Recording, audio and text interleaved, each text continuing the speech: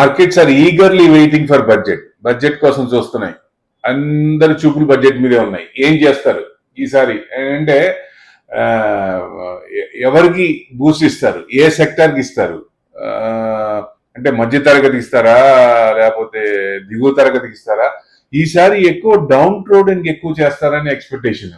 అంటే ఆర్బీఐ నుంచి bumper dividend వచ్చింది కదా గవర్నమెంట్ కి, సో దాన్ని ఎక్కువ మందికి లోవర్ ఇది వాళ్ళకి పంచిపెడతారు, కొంచెం మంచిగా చేస్తారని ఉద్దేశం. ఫండింగ్ ఇంక్రీజ్ ఫండ్ వాళ్ళు గవర్నమెంట్ కూడా ఇంక్రీజ్ ఫండింగ్ చేసింది కదా, అదంతా వాళ్ళకి డిస్ట్రిబ్యూట్ చేస్తారని ఎక్స్పెక్టేషన్. ఏం చేస్తారనేది తెర మీద చూసుకోవడమే ఆ 23rd బడ్జెట్ రోజు.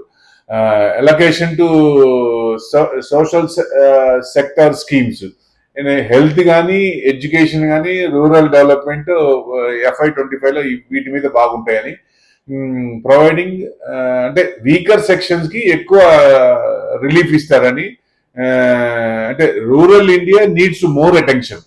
సో 2.1 trillion డివిడెండ్ గవర్నమెంట్ కి వచ్చింది కదా ఆర్బీఐ నుంచి గవర్నమెంట్ కి, సో దాన్ని ఇట్లా యూటిలైజ్ చేస్తారని ఎక్స్పెక్టేషన్. ఇంటర్మ్ బడ్జెట్ కంటే ఒక 50,000 నుంచి 60,000 crores ఎక్కువ ఉండొచ్చు.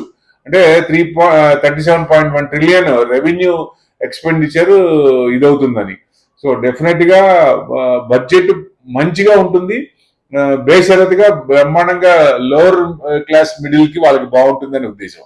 చూద్దాం, let us hope good for the market. Thank you.